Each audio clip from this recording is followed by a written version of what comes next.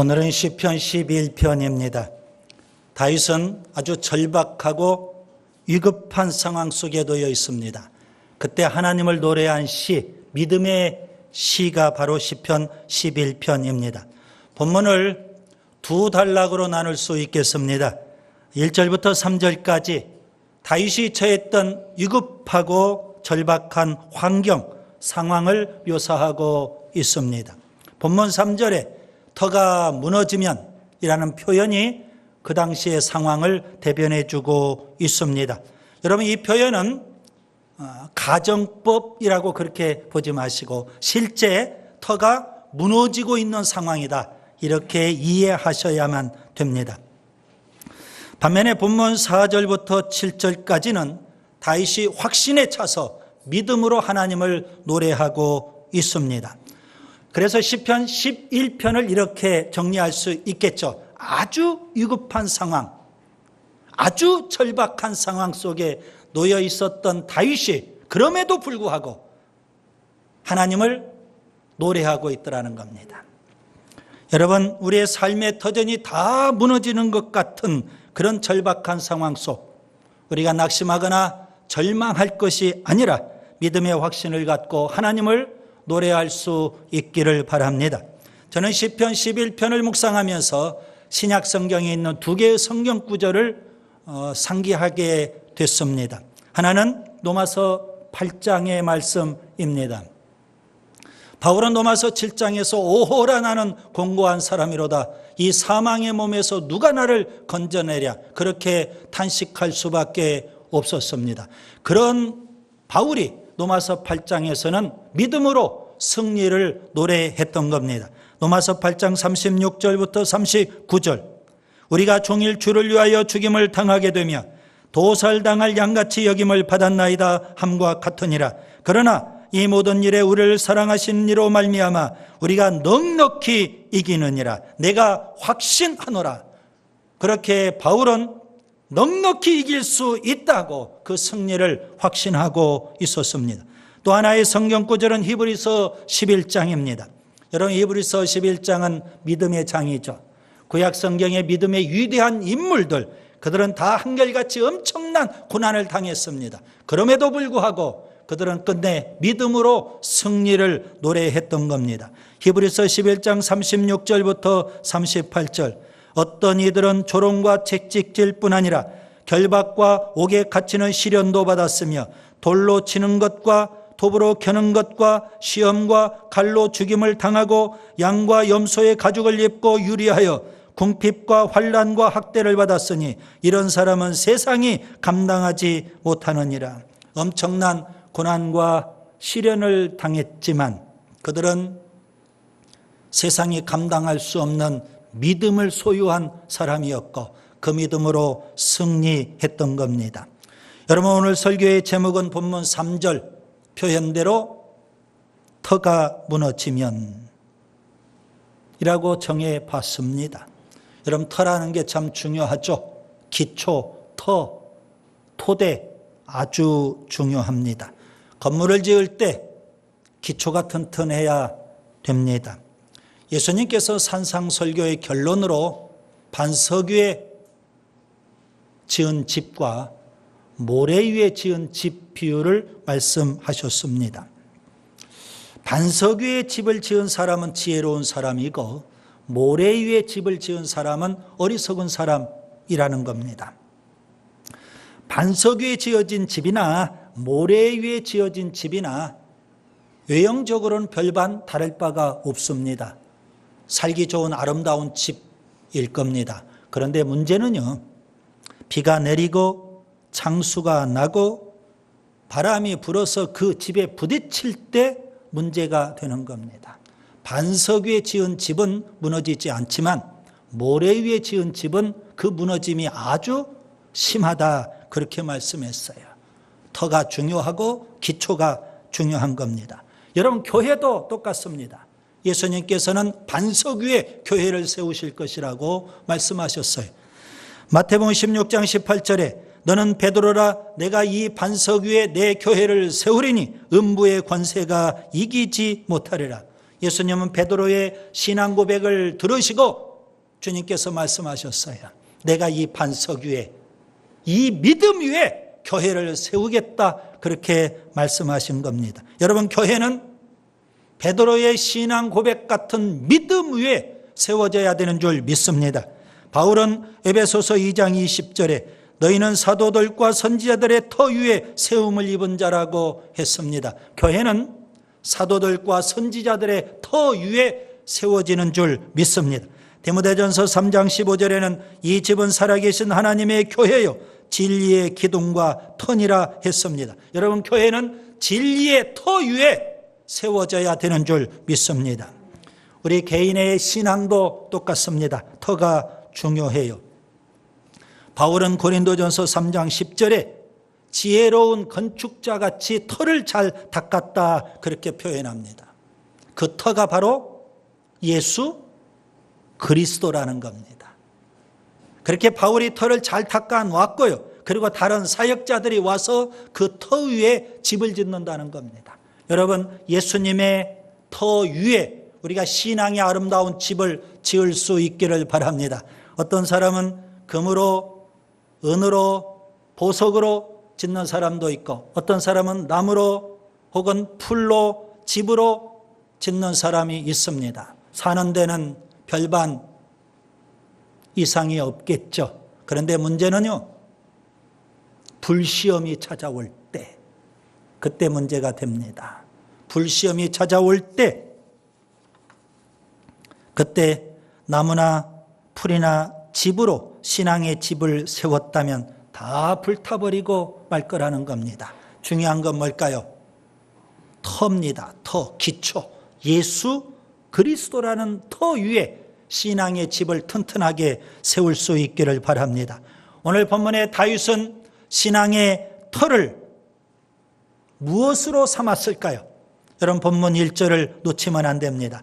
그는 1절에 이렇게 고백을 하죠. 내가 여호와께 피하였거늘, 내가 여호와께 피하였거늘. 그는 어떤 환경 속에서도, 어떤 고난 속에서도, 아무리 절박하고 위급한 상황 속에서도, 삶의 터가 무너지는 것 같은 그런 고난 속에서도 그는 하나님을 붙잡았어요. 하나님께 피했어요. 하나님을 의지했어요. 하나님을 신앙했어요. 그는 하나님께 신앙의 터를 마련했던 것입니다. 그러면 다윗이 믿었던 그 하나님은 어떤 분이실까요? 여러분, 본문 4절부터 7절을 보셔야 됩니다. 저는 본문 4절부터 7절에서 다윗이 믿은 하나님 세 가지로 말씀을 드리겠습니다. 첫째, 하나님은 성전에 계십니다. 하나님이 성전에 계시다는 말은 무슨 의미일까요? 여러분, 출애굽했던 이스라엘 백성이 광야를 거칠 때 하나님께서는 구름기둥, 불기둥으로 그들과 함께 해 주셨어요. 그들이 가나안 땅을 정복하고 그 땅 또 성전을 세우고, 그때 하나님께서는 그 성전에 임재하셔서 이스라엘 백성과 함께 해 주셨던 겁니다. 성전에 계시다는 말은 하나님께서 성전에 임재해 계시고 하나님께서 다윗과 함께 하신다는 의미가 됩니다. 둘째, 하나님은 하늘 보좌에 앉아 계십니다. 만왕의 왕 되신 하나님, 온 우주 만물을 통치하고 다스리십니다. 세상의 모든 나라들을, 모든 사람들을 통치하고 다스리십니다. 오늘 본문에 나오는 악인도, 그리고 심지어 다윗도 하나님께서 통치하고 다스리시는 줄 믿습니다. 그 다음에 세 번째, 하나님은 감찰하시고 심판하십니다. 하나님께서는요, 모든 사람들을 다 감찰하셔요. 특별히 하나님이 좋아하시는 사람이 있어요. 누굴까요? 의로운 일을 행하는 의인들을 하나님이 좋아하시고, 폭력을 행사하는 악인들을 하나님이 미워하셔요. 그래서 의로운 일을 행하는 의인들을 하나님께서는 복주시고, 폭력을 행사하는 악인들에게는 하나님께서 유황불로 심판하신다는 겁니다. 여러분, 이런 믿음이 다윗에게 있었어요. 하나님은 성전에 계시고, 하나님은 하늘 보좌에 앉아 계시고, 그 하나님은 우리를 감찰하시고 심판하신다는 이 믿음이 있어요. 그렇기 때문에 다윗은 흔들리지 않았던 겁니다. 그의 삶의 터가 무너지는 것 같다 할지라도 실제 그의 삶의 터가 무너지고 있음에도 불구하고 그는 신앙의 터만큼은 무너뜨리지 않았던 겁니다. 하나님께 피했더라는 겁니다. 여러분, 삶의 터가 왜 무너지게 될까요? 다윗은 왜 삶의 터가 무너지는 것 같은 아픔을 경험해야 됐을까요? 오늘 본문 1절부터 3절에 우리는 세 가지 이유를 찾을 수 있겠습니다. 첫째, 악인들의 악의적인 공격 때문이었습니다. 본문 2절을 보세요. 악인이 활을 당기고 화살을 시위에 먹이며 마음이 바른 자를 어두운 데서 쏘려 하는도다. 마치 사냥꾼이 새를 사냥하듯 악인들이 그렇게 다윗을 사냥하려고 하고 있는 거예요. 화살을 시위에 넣고 이제 다윗을 향해서 활을 쏘려고 하고 있어요. 손을 놓기만 하면 그 화살이 다윗을 맞힐 거예요.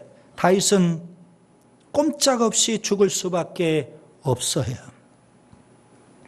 다윗은 그렇게 악인들의 공격을 받는데요. 악인들은 어두운 데서 그렇게 다윗을 죽이려고 해요.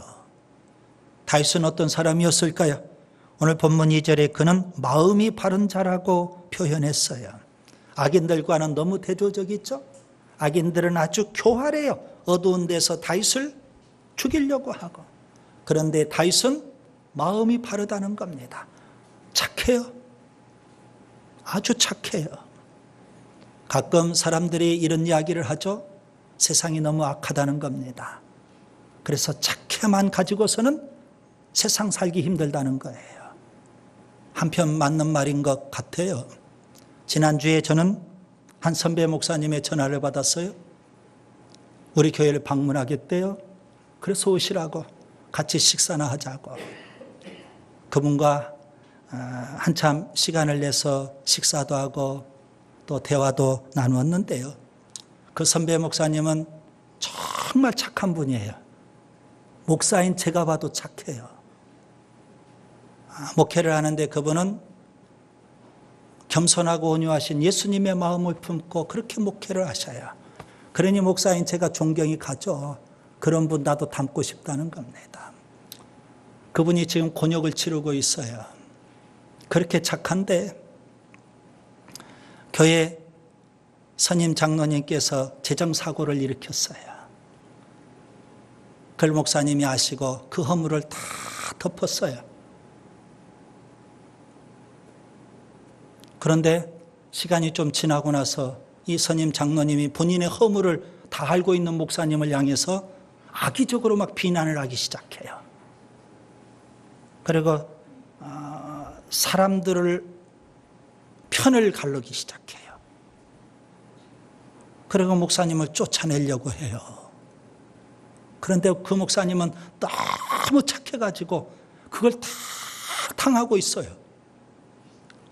옆에 있는 제가 막 열불이 날 정도예요. 그걸 그냥 놔두냐고. 그리고 당하고만 계시냐고. 세상이 너무 착해서만은 살기 힘든 것 같아요. 여러분, 세상은 우리 그리스도인에게, 세상은 교회에 끊임없이 핍박을 하고 대적을 해요. 초대교회 때를 보세요. 유대교로부터 엄청난 박해를 받았어요. 심지어 로마 제국으로부터도 엄청난 핍박을 받았어요. 세상은 지금도 교회에 대해서 우호적이지 않아요. 교회를 향해서 끊임없이 비난을 퍼부어요. 물론 교회가 잘못했기 때문에 일정 부분 비난과 욕을 먹어 마땅하겠죠.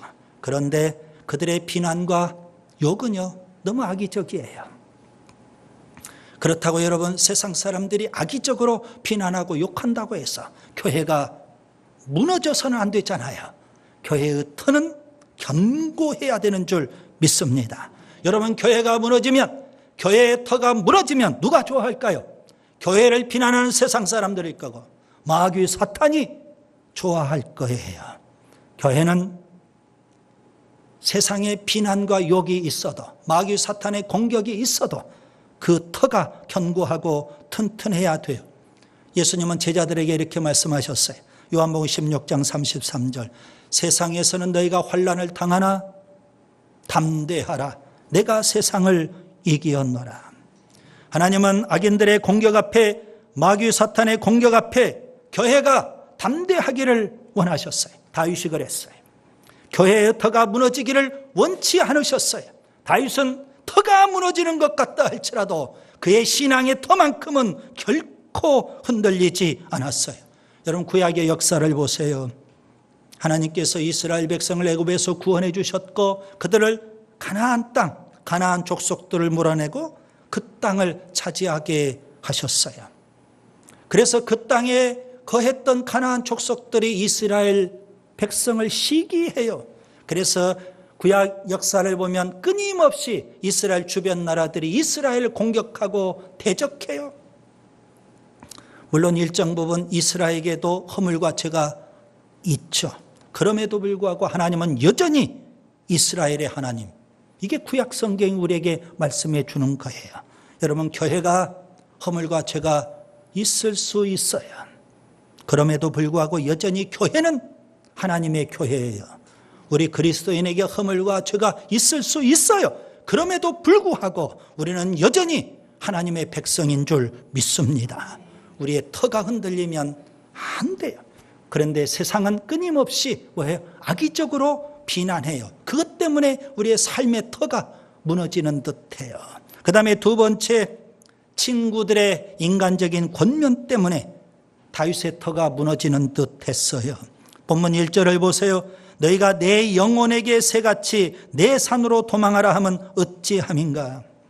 악인들이 공격하는 상황이에요. 여러분, 이때는 어떻게 해야 될까요? 우리가 인간적으로 생각해 보면 도망가는 게 상책이에요. 그래서 친구들이 새처럼 빨리 산으로 도망가라는 겁니다.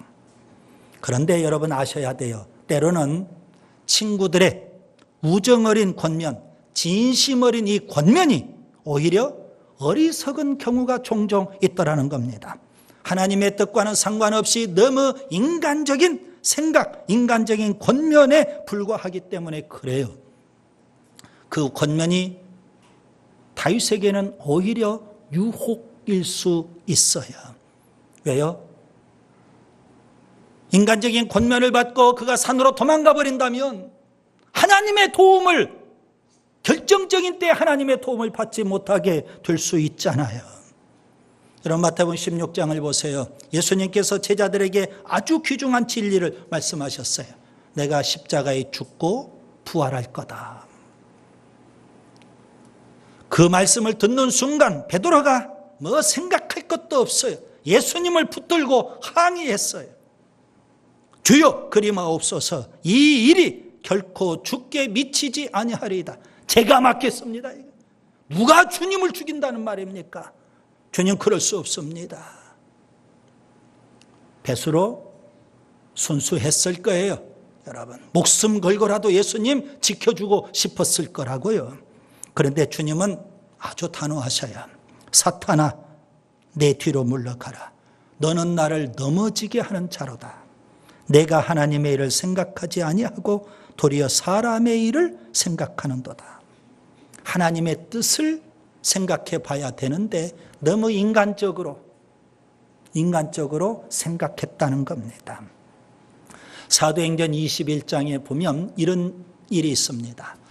바울이 1차, 2차, 3차 전도 여행을 끝내고 그가 모 교회인 예루살렘 교회를 방문하고 싶었어요. 그리고 예루살렘에서 유대인들에게 복음을 전하고 싶은 거예요.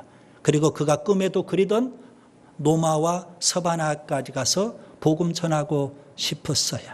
그래서 3차 선교를 끝내고 그가 예루살렘에 가기 위해서 가이사랴라는 곳에 도착을 해요. 그때 그가 한 선지자를 만납니다. 아가보라는 선지자를 만나게 됐어요. 이 아가보가 행위 예언을 합니다. 바울 앞에서 예언을 해요. 바울의 허리띠를 풀러가지고 자기 수족을 다 동염해요. 그러면서 예언을 합니다. 바울이 예루살렘에 올라가면 이렇게 결박이 될 거라고. 여러분, 주변에 있었던 사람이 그 아가보의 예언을 듣고 다 바울을 만류합니다. 예루살렘에 올라가지 말라고. 올라가면 감옥에 갇힌다고. 왜요? 예언이 나왔으니까. 그래서 주변의 사람들이 다 바울을 만류하는 거예요. 그런데 바울은 그래도 내가 예루살렘 올라가겠다는 거예요. 많은 갈등이 빚어졌어요. 바울이 이겼어요. 바울은 소신껏 예루살렘에 올라가게 됐어요. 주변에서 아가보의 예언을 듣고 바울을 만류했던 그 모든 사람들이 바울을 축복합니다. 뭐라고 축복할까요? 주의 뜻대로 이루어지이다. 주님 뜻대로 되기를 원합니다. 예루살렘에 올라가지 않는 게 주님의 뜻일까요? 예루살렘에 올라가는 것이 주님의 뜻일까요? 알 수가 없어요. 그래서 주님 뜻대로 되기를 원합니다. 여러분, 사도행전 마지막을 보면 바울이 예루살렘에서 체포가 되어 가이사랴에서 2년 이상 감옥에 갇혀요. 그리고 죄수의 몸으로 그가 기가 막힌 방법이에요. 죄수의 몸으로 로마 군인들의 호유 속에 그가 로마에까지 가게 돼요. 그게 하나님의 뜻이었고 하나님이 계획하신 방법이었어요. 너무 인간적으로 생각하면 안 돼요. 여러분, 바울 주변의 친구들의 인간적인 권면, 그것이 오히려 바울의 털을 무너뜨리는 결과를 초래하게 됐다라는 겁니다. 로마서 8장 5절과 6절을 여러분이 좀 기억하면 좋겠어요. 육신을 따르는 자는 육신의 일을, 영을 따르는 자는 영의 일을 생각하나니 육신의 생각은 사망이요, 육신의 생각은 사망이요, 영의 생각은 생명과 평안이니라. 여러분, 잘 분별할 수 있기를 바랍니다. 우리의 신앙의 터가 무너지게 하는 게 뭘까요? 이성적이고 합리적인 생각, 그것이 영적으로 항상 옳은 것만은 아니라는 말씀입니다. 영적으로 잘 분별해야 돼요. 그 다음에 세 번째, 사람들의 비관적인 견해 때문에 바울의 터가 무너지는 듯 했어요. 본문 3절을 보세요. 터가 무너지면 의인이 무엇을 하랴. 여러분, 이 3절의 말씀은 논란이 될 수가 있어요. 누가 이 말씀을 했느냐에 따라서 해석의 문제가 돼요. 다윗이 이 말을 했느냐, 아니면 다윗 주변의 친구들이 이 말을 했느냐, 아니면 주변의 세상 사람들이 이 말을 했느냐에 따라서 해석이 달라질 수 있어요. 아마도 바울 주변의 세상 사람들이 지금 돌아가고 있는 상황을 쭉 지켜보면서 그들이 비관적으로 하는 말일 겁니다. 터가 무너지면 의인이 무엇을 하랴. 다윗을 보니까 터가 다 무너지는 듯한데 의인인들 다윗이 뭐 할 게 있겠느냐 이거예요. 달리 표현하면 이제 다윗도 끝났다, 끝장이다, 저런 상황이라면 이제 죽는 게 나아. 그렇게 비관적인 이야기입니다. 여러분, 주변 사람들의 비관적인 전망이나 공동체 내부의 절망적인 태도, 이것이 바로 다윗의 털을 무너지게 하는 또 다른 원인이 되었던 겁니다. 분위기가 중요해요. 어떤 분위기냐, 이게 참 중요하죠. 주변의 모든 사람들이 다 부정적이고 비관적이라고 비판적이라고 생각을 해보세요. 그런 가운데서 무슨 일을 할 수 있겠어요? 주변의 모든 사람들이 다 비관적이고 절망적이라고 해보세요. 그런 분위기 속에서 여러분 살만 나겠어요? 이스라엘 백성이 출애굽 이후 광야 생활을 해요. 그들에게는 하나님이 주신 약속이 있어요. 젖과 꿀이 흐르는 가나안 땅. 그래서 한번 확인해 보자는 겁니다. 각 지파에서 한 사람씩 12명의 정탐꾼을 보냈어요. 40일 동안 그들이 정탐을 하고 돌아와서 보고를 해요. 그런데 보고의 내용이 둘로 나누어졌어요. 10명의 정탐꾼들은 다 부정적인 보고를 해요. 갈렙과 여호수아 두 사람만 긍정적으로 보고를 해요. 이 부정적인 보고를 들었던 이스라엘 백성 분위기가 다 부정적이에요. 한순간에. 다 비관적이고 다 절망적이에요. 끝났다는 겁니다. 여기서 죽든지 애굽으로 돌아가든지 해야 된다는 겁니다. 다 절망이고 다 비관이었어요. 모세 같은 능력 있는 사역자도 그 분위기를 돌려놓지를 못했어요. 끝내 이스라엘 백성은 광야에서 다 죽고 말지 않았습니까? 여러분, 분위기가 참 중요해요. 여러분 주변에 어떤 성향의 사람들이 있습니까? 여러분은 어떤 그 사람의 어떤 이야기를 듣습니까? 그 이야기가, 그 분위기가 우리의 삶의 터전을 무너뜨릴 수도 있다는 사실입니다. 부정적이고 비판적인 말이나 비관적이고 절망적인 태도는 공동체 전체를 죽이는 암세포와 같아요. 성경은 그것을 누룩이라고 표현했어요. 갈라디아서 5장 7절부터 9절. 너희가 다름질을 잘하더니, 그래요, 다름질을 잘했어요. 신앙의 경주를 잘하고 있었어요.